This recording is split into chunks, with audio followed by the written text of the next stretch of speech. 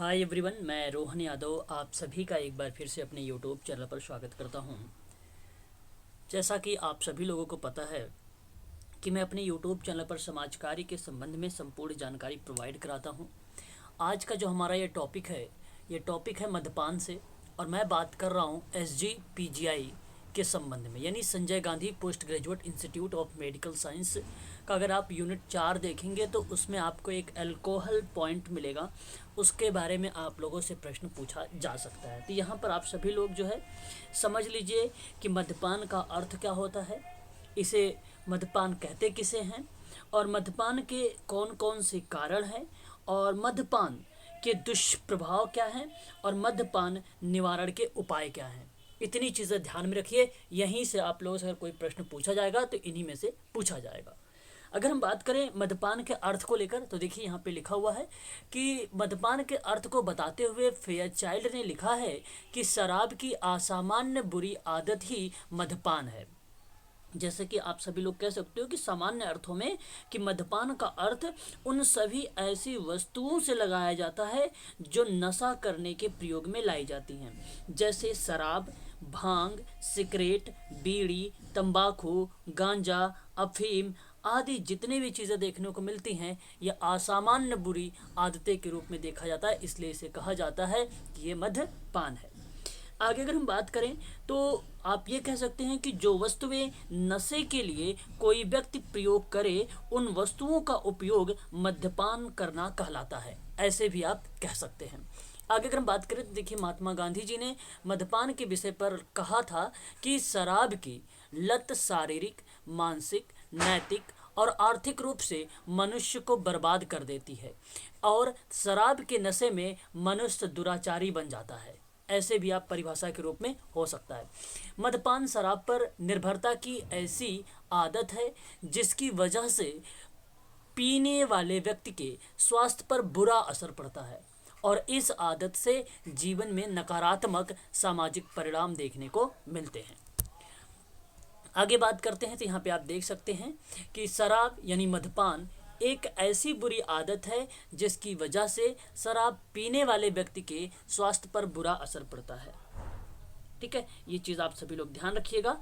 और इस आदत से उस व्यक्ति का पूरा जीवन अस्त व्यस्त हो जाता है। अत्यधिक मद्यपान से संस्मरण शक्ति भी समाप्त हो जाती है, और अपनी इच्छाओं का दमन करने की योग्यता भी समाप्त हो जाती है।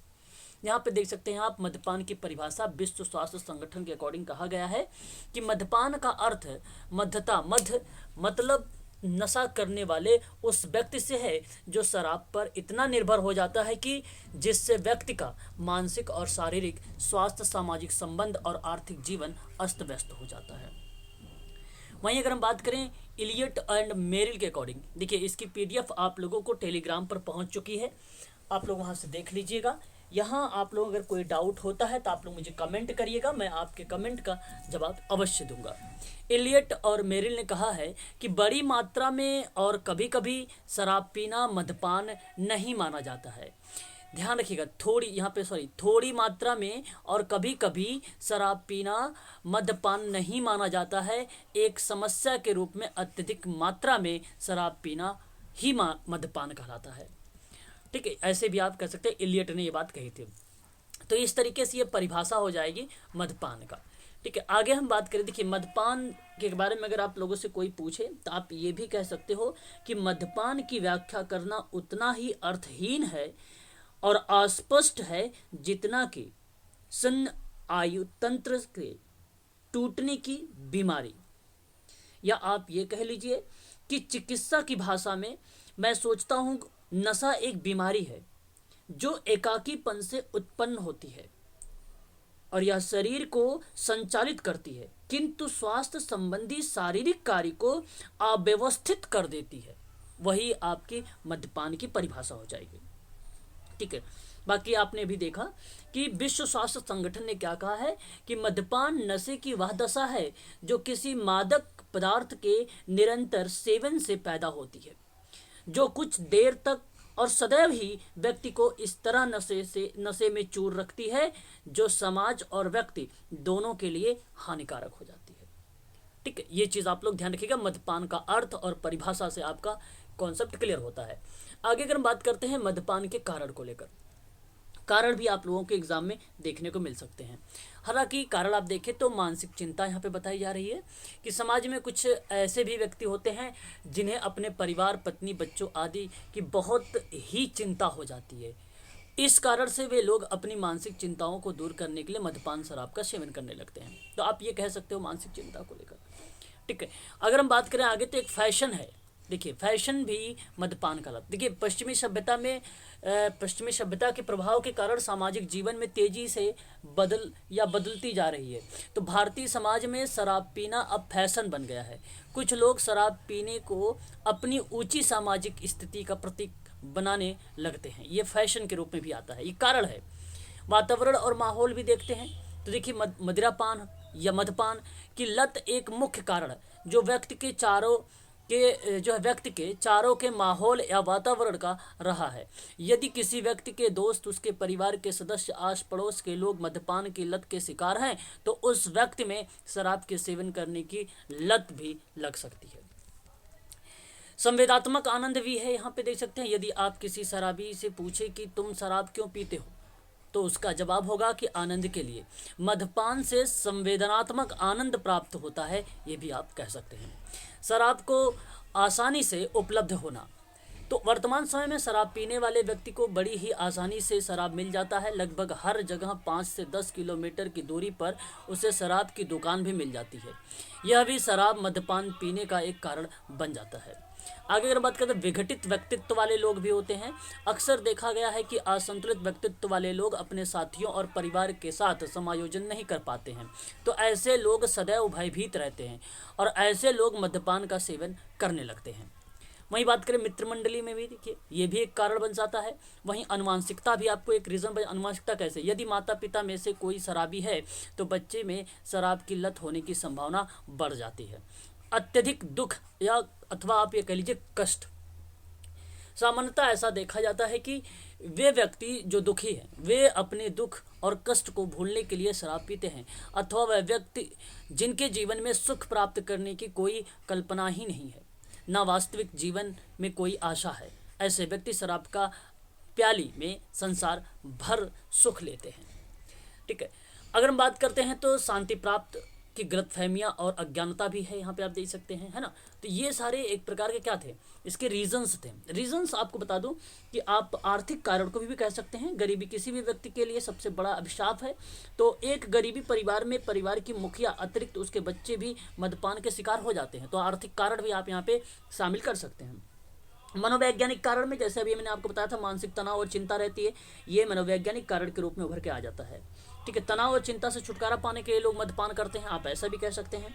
ठीक है। दूषित पर्यावरण अगर होता है तो मतलब कुछ गली और मोहल्ले ऐसे होते हैं जहां पर कुछ व्यक्ति शराब या अन्य प्रकार के नशे करते हैं, तो अब यह कहावत है कि संगति का असर पड़ता है, तो उनके साथ साथ कुछ अन्य व्यक्ति भी मद्यपान का सहारा लेने लगते हैं। आप ऐसा भी कह सकते हो कि दूषित पर्यावरण भी आपका यहाँ पे एक कारण बन जाता है। व्यक्तिगत कारण देखो, एक यौन उत्तेजना, ये भी कारण है। अगर आप लोगों को पेपर में आता है तो ये भी ऑप्शन में अगर आता है तो आप भी इसको रीजन के रूप में रखना कि यौन उत्तेजना के लिए, यौन इच्छा बढ़ाने के लिए भी कुछ लोग मद्यपान करते हैं। वहीं सामाजिक धार्मिक कारण भी बता सकते हैं आप। कुछ लोग, अब अगर हम बात करें होली हुआ, दिवाली हुआ, तीज त्यौहार हुआ, उसमें भी मद्यपान करते हैं। ये पारिवारिक कल्याण के लिए भी अगर रीजन बन सकता है। जैसे कुछ परिवारों में माता पिता मद्यपान करते हैं और धीरे धीरे बच्चे भी करने लगते हैं, तो कुछ परिवारों में तो यह एक पीढ़ी से, या आप कह लीजिए कि एक पीढ़ी दर पीढ़ी प्रथा बन गई है ना। तो पारिवारिक कल्याण के कारण भी यहाँ पे आप कह सकते हैं। आगे बढ़ते हैं, यहाँ पे आपका ये क्लियर हुआ मद्यपान के कारण भी। मद्यपान के दुष्परिणाम। दुष्परिणाम एक प्रकार से मद्यपान अथवा शराब वृत्ति के दुष्प्रभाव की बात किया जा रहा है यहाँ पे। ठीक है। तो अगर मैं बात करूं आप लोगों से तो एक देखिए इसका बेसिकली आप समझ लीजिए कि मद्यपान के दुष्प्रभाव क्या हो सकते हैं। शराब पीने से व्यक्ति का सामाजिक, आर्थिक और नैतिक स्तर गिरता है। ये बात आप समझते हैं, ये दुष्परिणाम है। शराब पीने के बाद व्यक्ति का जोश अधिक आता है, जिससे वह अनैतिक कार्य करने के लिए भी प्रेरित हो सकता है। ये भी एक प्रकार का दुष्प्रभाव है। अगर हम बात करें, शराब पीने वाले व्यक्ति का शरीर नाना प्रकार की बीमारियों से ग्रसित हो जाता है। ये भी आप जानते हैं। शराब पीने वाले व्यक्ति के घर परिवार में प्रतिदिन किसी न किसी कारण से कलेश होता रहता है। ये भी आप जानते हैं। अगर हम बात करें, अधिकांश शराब पीने वाले व्यक्तियों में जुआ खेलने तथा वेश्यावृत्ति की प्रवृत्ति भी देखी जाती है, ये भी आप यहाँ पर मेंशन कर सकते हैं। तो यह एक प्रकार का दुष्प्रभाव है। इसी तरीके से देखिए, पॉइंट टू पॉइंट मैंने लिखा है, मानसिक हानि भी हो सकती है, आप यहाँ पे समझ सकते हैं कि शराब और मद्यपान का सेवन करने पर व्यक्ति का विचार, चिंतन, संस्मरण शक्ति अवरुद्ध हो जाती है। यह शराब जो है वह शराब पीकर अनाप शनाप बकता है। मद्यपान के नशे में व्यक्ति इतनी चूर हो जाता है कि वह अपना होश ही खो बैठता है। शराब के सेवन से व्यक्ति का दिमाग काम करना भी बंद कर देता है और वह अपने विवेक का इस्तेमाल नहीं कर पाता है। उसकी सोच समझने की शक्ति भी नष्ट हो जाती है। ठीक है। वहीं अगर हम बात करें, शारीरिक स्वास्थ्य की समस्याएं भी देखने को मिल जाती है हमें। जैसे कि आपको मालूम होना चाहिए कि मद्यपान का सेवन करने वाले व्यक्ति को अनेक रोग घेर लेता है और शराब का अधिक सेवन करने से व्यक्ति को निम्न प्रकार के रोग हो सकते हैं। पेट का कैंसर हो सकता है, तंत्रिका तंत्र की कमजोर हो सकता है, मानसिक अस्थिरता हो सकती है, आकृति खराब हो सकती है, लीवर खराब हो सकता है, हृदय रोग हो सकता है, हड्डियां कमजोर हो सकती हैं, बेचैनी हो सकती है, सिरदर्द हो सकता है, हाथों पैर का कंपन हो सकता है, सांस की गति भी तेज हो सकती है, इत्यादि बहुत भयानक बीमारी हो सकती है। ये है। फिर अगर हम बात करें, व्यक्तिगत विकास में अवरुद्ध हो सकता है आपका।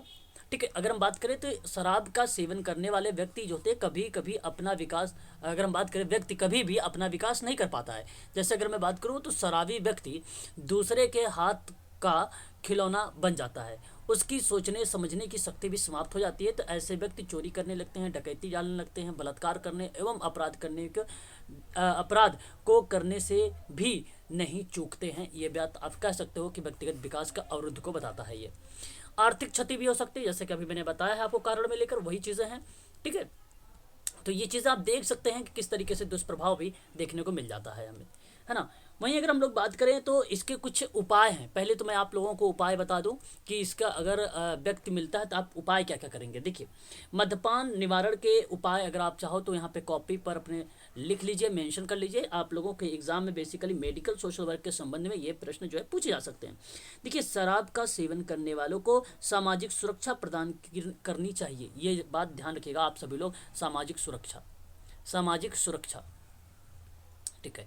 दूसरी बात अगर हम लोग यहाँ पे करें कि व्यक्तियों को मनोरंजन के पर्याप्त साधन उपलब्ध कराएं। आप क्या करें, मनोरंजन के पर्याप्त साधन उपलब्ध कराएं। ये दूसरी बात आप सबके लिए रहेगी इंपॉर्टेंट। तीसरी बात, शराबियों की आर्थिक दशा में सुधार करने की बात करें आप सभी लोग। किसकी आर्थिक दशा में सुधार करने की बात करें, यही उपाय हैं, याद रखिएगा आप सभी लोग।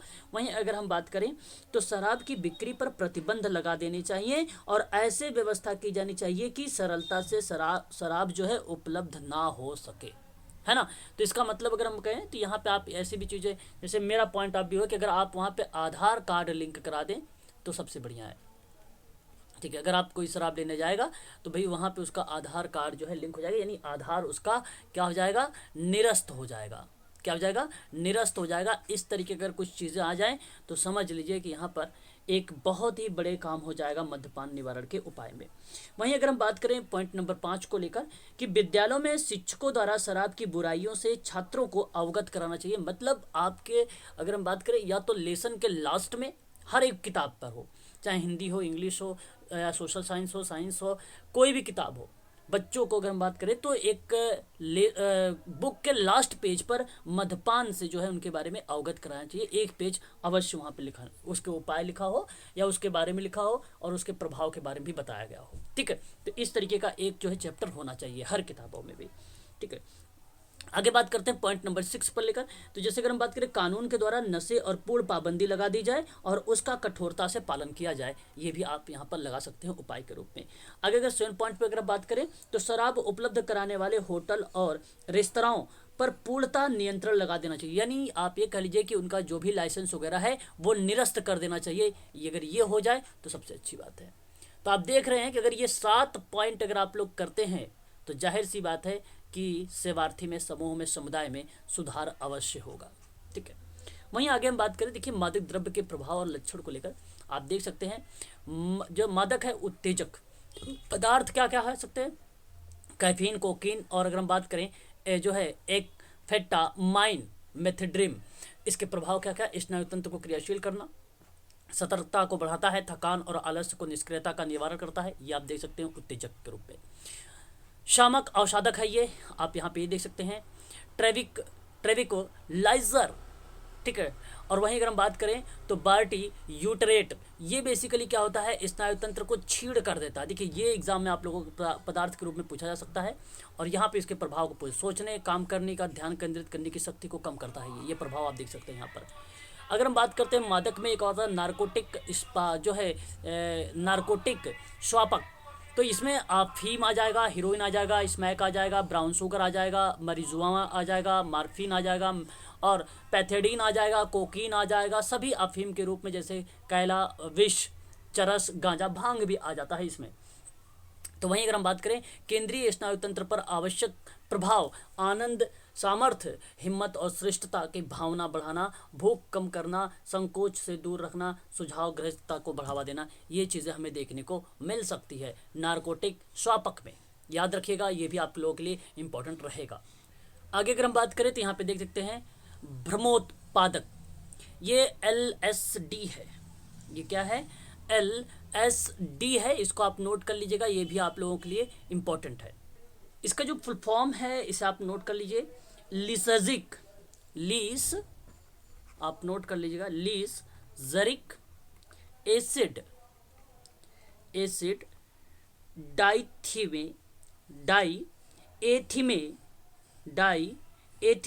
माइंड कहा जाता है, माइंड कहा जाता है, इसका पूरा नाम है।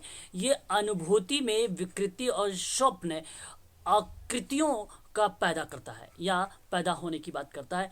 LSD याद करिए। निकोटीन आपको मालूम होगा, बीड़ी में, सिगरेट में, सिगार में, और जो है चुरूट और तंबाकू में। तो केंद्रीय स्नायु तंत्र को उत्तेजित करता है और जागरण को बढ़ाता है, उबाऊपन को दूर करता है, जो शिथिलता होती है उसको पैदा करता है। यहाँ पर आप देख सकते हैं। मद्यपान की विशेषताएं क्या हो सकती हैं? मद्यपान अधिक मात्रा में मदिरा सेवन की आदत है, यहाँ पे विशेषता ये है। मद्यपान की आदत में व्यक्ति मदिरापान करने के लिए अपनी व्यवस्था प्रकट करता है।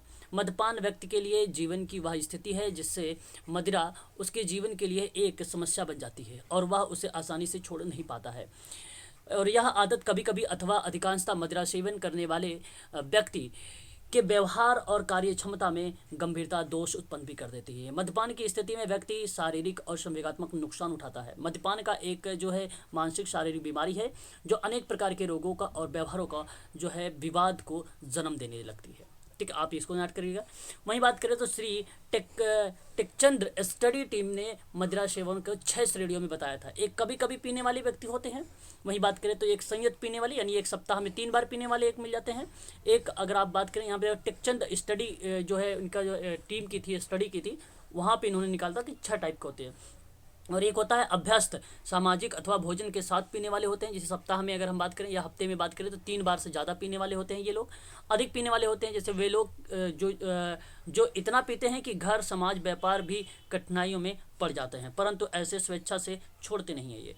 व्यसनी पीने वाले होते हैं जो लोग अपने आप मदिरा नहीं छोड़ सकते, उन्हें उपचार की आवश्यकता होती है। और एक चिरकालिक पीने वाले होते हैं वे लोग जो तन मन से गिरावट की स्थिति में होते हैं। ठीक है, तो ये आप देख सकते हैं कुल टोटल अगर हम बात करें तो 6 श्रेणियों में डिवाइड किया गया है। ये टेकचंद स्टडी टीम ने अध्ययन जो किया था कि मदिरा पीने वाले ऐसे लोग। तो यहाँ पे मैंने मदिरा का अर्थ बता दिया आप लोगों का, मद्यपान का परिभाषा बताया, आपके कारण बताया, उसको दुष्प्रभाव बताया, उसके उपाय बताएं, फिर उसके बाद कुछ महत्वपूर्ण कारण और लक्षण के साथ रिप्रेजेंट किया, जहाँ पे विशेषताओं और टेकचंद के बारे में भी आप लोगों को बताया था।